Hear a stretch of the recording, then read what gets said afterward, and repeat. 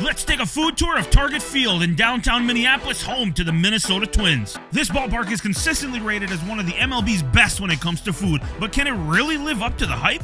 I'm obsessed with sports and I'm obsessed with food. Hit that subscribe button so you can follow along with me as I tour America and beyond to find the king of stadium foods. Our first stop is going to be at the famous Kramarchuk's. They've been around the Twin Cities area for a whopping 70 plus years, and they've been at Target Field since it opened in 2010. They offer 3 variations of sausages here at Target Field. I'm a sucker for a good cheddar brat, so that's what I opted for. Get some mustard and sauerkraut on that bad boy, and I am one happy dude.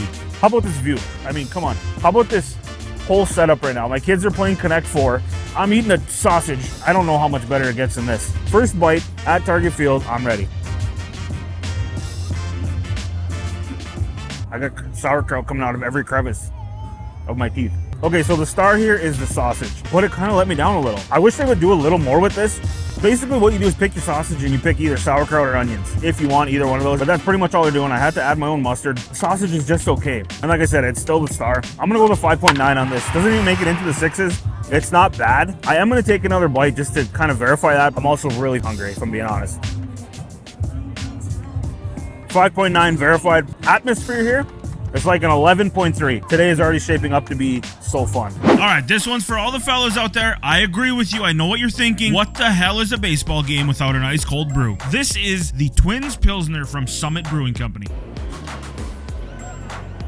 Yeah, that's beer. Basic Pilsner. Nothing fancy about it. Can is sweet. This, ladies and gentlemen, is a 7.1. This is supposedly one of the more famous items here at Target Field. This is Tony O's Cubano. Looks pretty damn good, especially for a ballpark. I just heard a bat crack in the background. We got baseball going on back there, people. I don't know if you can see that or not. Can they? Yes. Okay, cool. Let's go. Bottom bun soggy. Appropriate level of salt. Really, really moist. Like I said, the bottom bun was soggy. I didn't really notice it. Didn't really ruin my experience, I'll say that. I did get a bite of a little bit of paper in there, which I could have done without, admittedly. But it's well seasoned. It's well balanced. Tanginess from the pickle. Get that ham that kind of levels everything out. This was really good. Especially if you're a Cuban sandwich person, you're really gonna like this. I'm gonna go with a 7.3 on this. Get your ass to Target Field. Try one of these out. If you ask a local what you should eat at Target Field, 9 times out of 10, they're going to tell you that you have to hit up Red Cow. Red Cow is a local restaurant here in the Twin Cities with a big presence here at Target Field. This specifically is the 60-40 burger. It's 60% beef and 40% ground bacon, topped with cheese, beer mustard, and candied bacon. I just used like 5 of my 10 favorite words in one sentence. Come on. This looks divine. It's actually sliders. They don't advertise them as sliders, but these are sliders. See what we're working with? The mustard on here kind of overpowers everything, but in a good way, because it's delicious. The flavor of the beef also comes through. I wish the bun was a little higher quality, just a little. The bun is like super dry. It's kind of ruining everything else. It's not even the flavor of the bun. It's the dryness of it. Like it's almost like it's stale. Like it was left out too long or something. But once you combine the flavor of the beef and the mustard, totally different world. You know, this should have been in the 8s. I'm gonna go 7.9 because of that bun. The flavor is there. Now, I don't know if I had a bad bun experience. Been there a time or two, believe me. Nonetheless, 7.9. I'm still hungry. I'm getting thirsty. I need to go find some more shit. For this next item, I made my way all the way to center field on the 200 level, where I found the Cutwater Cocktail Bar. You could get a drink and go back to your seat, but I will admit that this place looks like a pretty fun spot to hang out. As you can see, I'm in the outfield, right in center field. I held in my hand that. Hopefully it's easy to see. This is a baseball bat margarita. Let's go.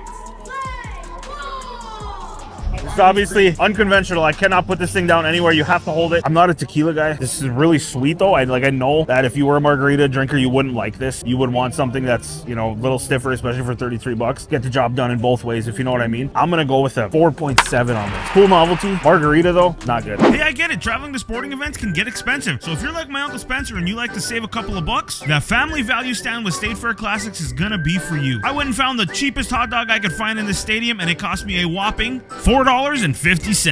I mean, you want to talk about basic. You want to talk about a dry ass hot dog. That's what I got here. Like any barbecue ever in America that you've ever been to, a nice little family cookout, you've had a better dog than this feels like. I don't know, maybe the taste will surprise me. Let's see. The driest hot dog bun in the history of humanity. I was going to say Minnesota, but I'm fairly certain this is the driest bun in the history of all of the human race. But the hot dog itself, it's not bad. I got to hold the bun against it a little bit. $4.50 at the family value stand. I'm going to go 4.9. It is what it is. Cheapest thing you can get here at Target Field, I'm assuming. So if that's your thing, you won't be super disappointed. Now for what was definitely the most unique dining experience I had here at Target Field. Here at Official Fried Chicken, there's a self-serve order kiosk. When your food's done, you get a text message and it's sitting in one of these pods. The pod won't open until you text back and say open. Cool concept for sure, but does the chicken sandwich hold up? The official fried chicken sandwich from Official Fried Chicken. So let's rip this bad boy open. Box is definitely a little overkill, but it's fine. It smells good. It's not super dry. My hopes are kind of high for this now. Clearly good quality chicken. I don't know if it was freshly made, but it tastes like they want you to think it was, if that makes sense. It's got a pickle, some kind of aioli, I believe, lettuce. Is this the best chicken sandwich I've ever had? Probably not, but it is good. I'm gonna go with a 7.4 on this. It's got a little bit of spice to it that I'm tasting now.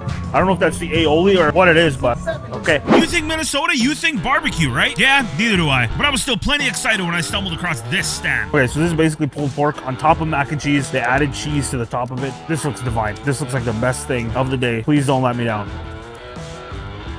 It's aggressively okay. So the pork is the star of the show here for sure. Pork's really good. Barbecue sauce is really good. It's like a sweet and tangy kind of sauce. A little bit of a spice, but not really. The mac and cheese is, I think if they switched to Kraft, it would be an upgrade. Still a pretty good mix of flavors. I'm gonna go with a 7.1 here. If you're hungry and you like pulled pork, you like mac and cheese, gets the job done. I got 2 people here that wouldn't take no for an answer. So we got a souvenir cup hot chocolate. Give me a rating. 10 out of 10. 7.5. 7.5 out of 10. Okay, let's see.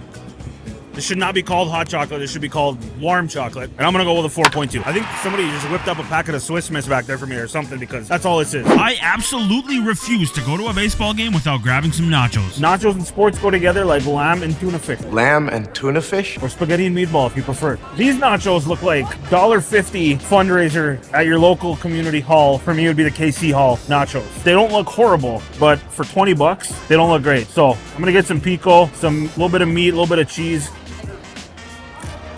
Ice cold. Everything's ice cold. Obviously, you want the pico to be cold. The meat is ice cold. The cheese is ice cold. Get a little bit of sour cream in there. Exactly how these look is how they taste. Basic ass nachos. Still nachos. Straight up flavor. I'm gonna go 5.8. It's still nachos. There's between the 5s. I wish it was warm, but flavor's not bad. Very basic. Get in the cool little helmet here, which I'm sure the kids will enjoy.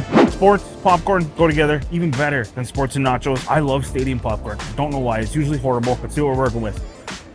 Dry, not salty for the most part, but if you get one, you know what I mean. When you get that yellow one that's really, really super seasoned, if they were all like that, we'd be dealing in the 9s here, but we're not. You get a lot of these guys, which is in the 1, so that's going to force me to throw this guy at a 5.9. Got to keep you in the 5s, kind of at that middle point. Not great, not bad. So there you have it, people. Target Field earns an overall score of 6.4. I gotta say, I was a little disappointed. I expected everything to be a little higher, but at the end of the day, you're going there to watch baseball and eat food in that order, so whatever you're in the mood for, I'm sure it won't disappoint. If you like this video, I'm sure there's one very similar pinned right there. Go ahead and give that a watch, and if you're not sick of me yet, go ahead and hit that subscribe button, people. I will see you next time.